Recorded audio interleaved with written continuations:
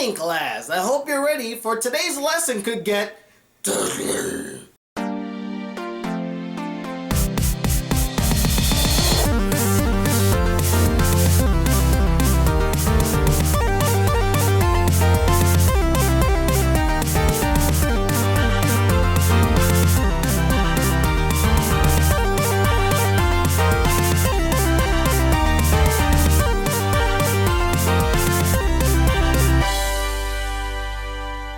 Hey guys, the Black Critic Guy, and I'm here today to review the anime Assassination Classroom. Now, the anime Assassination Classroom begins with the arrival of this unknown yet extremely powerful and fast being who was responsible for destroying most of the Earth's moon, causing it to look like a crescent all the time, and threatens to do the same with the Earth a year later. But he offers Earth a chance to stop him, as with this incredible powers at his dismantle, the one thing that he really wants to do is to be a teacher for this random classroom in Japan known as Class 3E. But regardless, he does end up becoming the teacher for Class 3E. But in all seriousness, who was gonna deny him that request? You must be out of your freaking mind if you did. And he teaches the students of Class 3E the ways of assassination as well as the required curriculum, science, math, history, etc. So now the fate of the world rests in the very delicate hands of the middle school students of Class 3E as they attempt to assassinate their teacher, whom they'll later name Koro-sensei, while also keeping their grades up.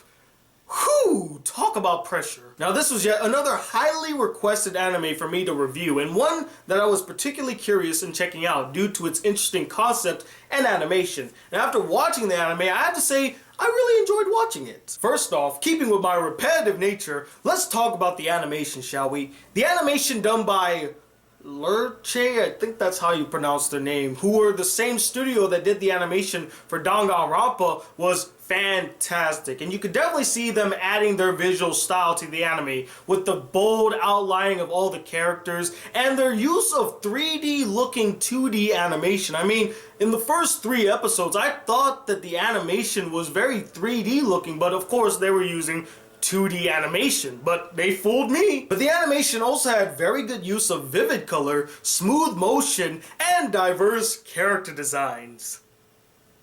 Yeah, I know. We'll talk about that a little later. Next, we got the voice acting. Now, there is an English dub available for this anime by Funimation themselves, but it's only partially complete. They still have a few more episodes to redub, and me being a completionist, I didn't watch the English dub, although I really wanted to because it was Funimation, but I chose the Japanese version because it's already complete and I wanted to watch it through and through.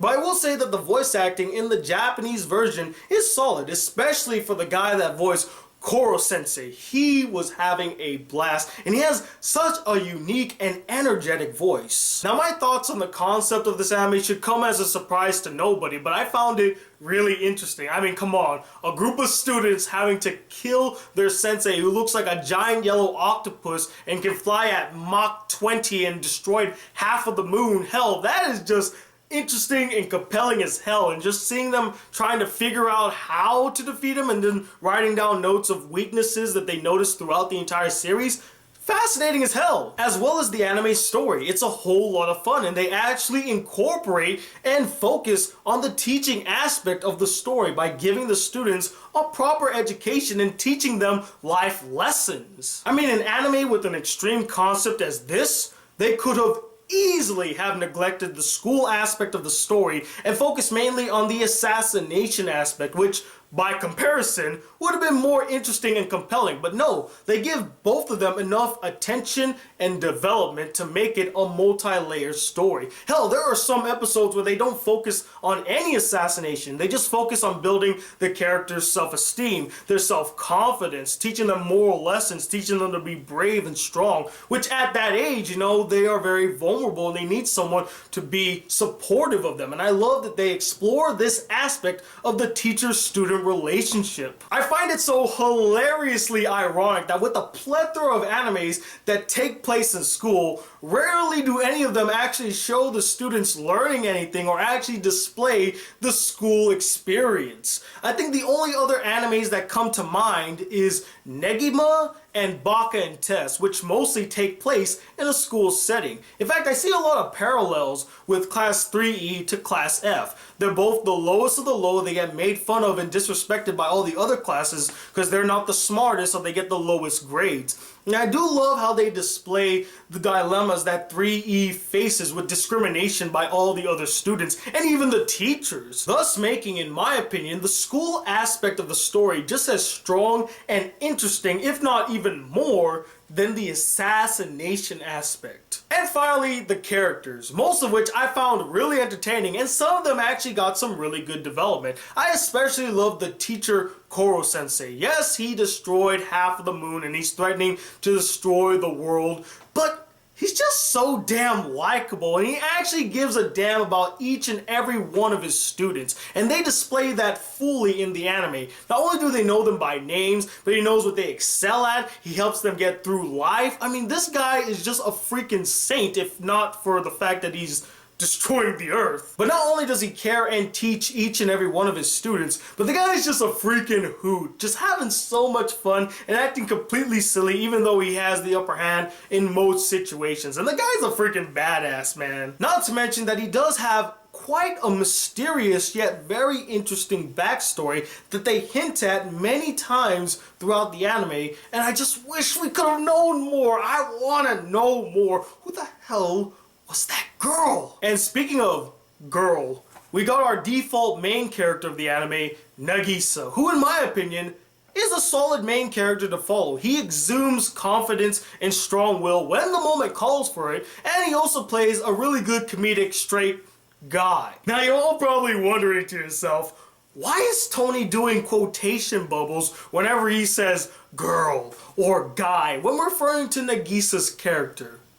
Well, I mean, look at the freaking character. If I didn't tell you what gender this character was, what would you assume?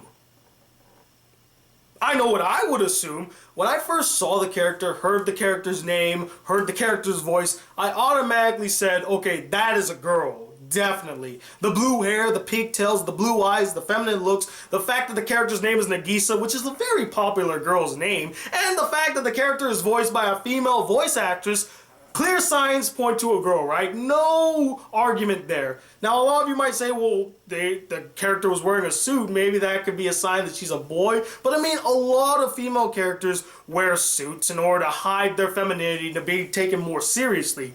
But it was only until a character referred to Nagisa as a he that I went, what? Nagisa's a boy? And for some reason this blew my freaking mind, even though this is not like an out-of-the-woods kind of thing with anime. There are a lot of sexually ambiguous characters in anime where you assume that they're a boy when they're actually a girl, or a girl when they're actually a boy. Hell, Hideyoshi from Baka and Test, making another comparison to Baka and Test, is a prime example of this, where it's a boy that looks just like a girl but is a boy.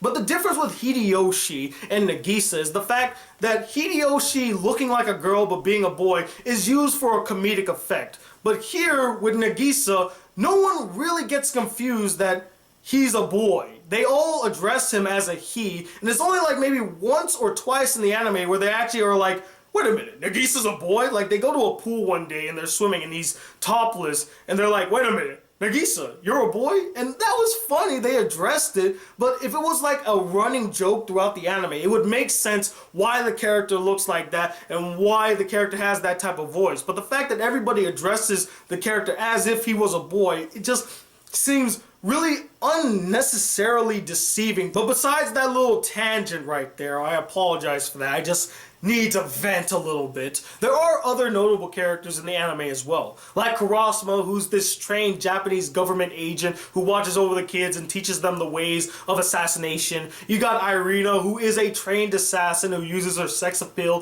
to get her targets, and she has a really funny and reoccurring joke with her, which I won't give away, but let's just say it deals with a certain B word that's used quite often. That's how you use a reoccurring joke. There's also Karma, the cool, chill, aggressive, red-haired delinquent who's been a longtime friend to Nagisa. And finally, Terasaka, who actually has some of the best development in the anime in my opinion. Well, we talked about some of the anime's good elements.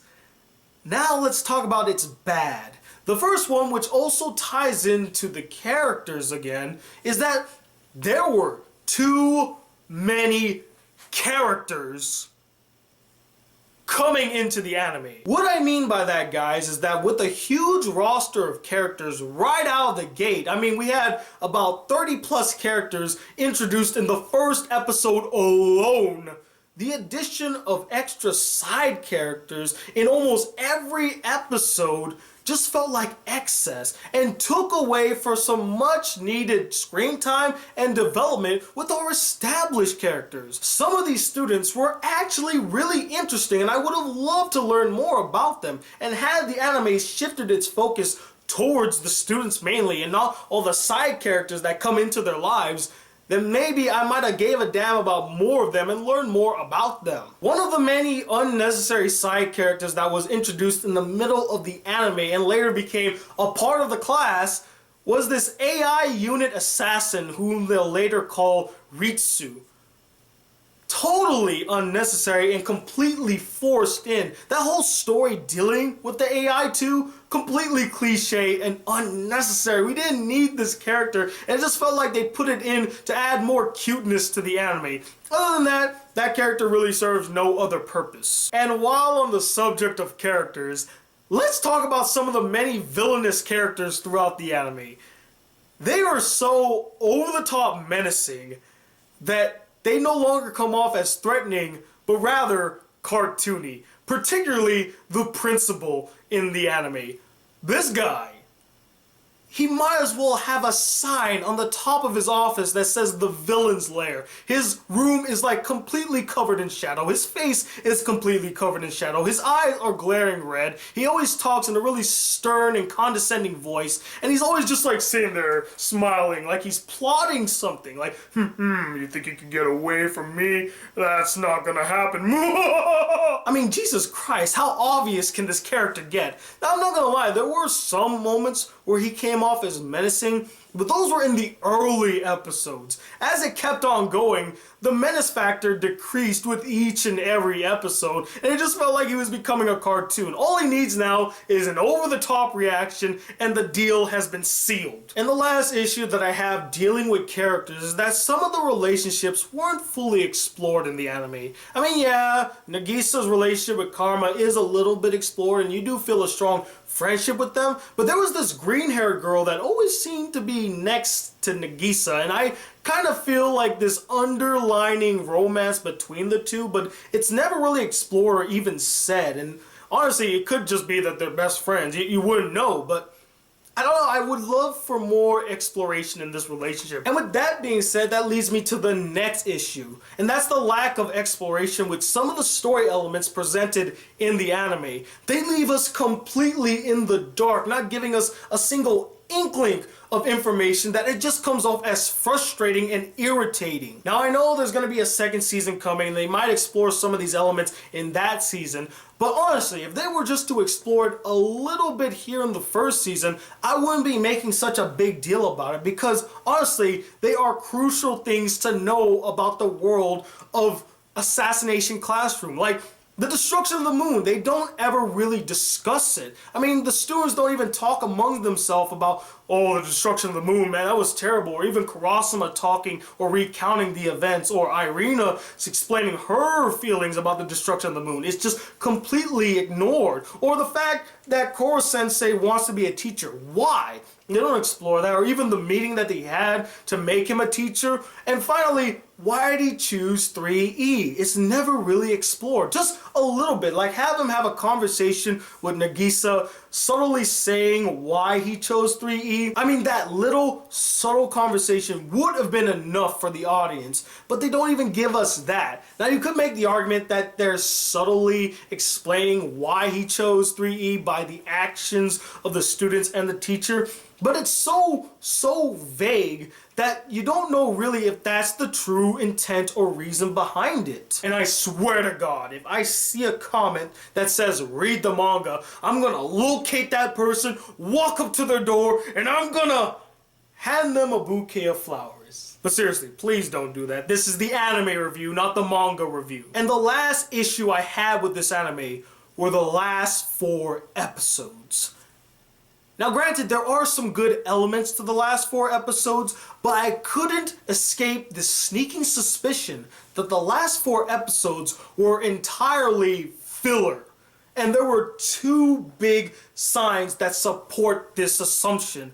First off, it deviates from the main story entirely, and 2, it's stretched out for way too long. This entire scenario could have been done in exactly 1 episode, but they stretch it out for 4 episodes. It's 4 episodes long. Again, the biggest issue with these filler episodes is not that they exist, but the fact that they take away from the opportunity of exploring some of the other story elements that we already have in this anime. Why do we have to focus on this lame-ass side story with a villain that isn't even worth a damn and a resolution that's so goddamn silly? But overall, even with all those major problems, I still found myself enjoying Assassination Classroom, and that's why I'm gonna give it a 3.5 out of 5 stars. It is an enjoyable anime. But anyway, what did you guys think of this anime? Did you really enjoy it? Did you get a kick out of it? Did you find it really boring and dull, and you hated the filler ending? And I'm not going to ask you guys to describe Assassination Classroom here on this video, but I'll ask you over on my other channel, BCG Unplugged, so stay tuned for that. But I will ask you, what is a filler ending to an anime that just really pissed you off? Comment below and let me know. And hopefully I will review Ted 2 later on tomorrow, this weekend, as I am working very hard on Top 10 Month, which will be coming next week, and I'm getting really excited for that. And stay tuned next Tuesday for my monthly live chat. And until those videos come, guys, if you would like to be a part of the Black Critic crew and not miss out on a single awesome video on this channel, please hit that subscribe button below. Like this video if you really enjoyed it. And I'm Tony Watt II, the Black Critic Guy. Till then, peace, YouTube.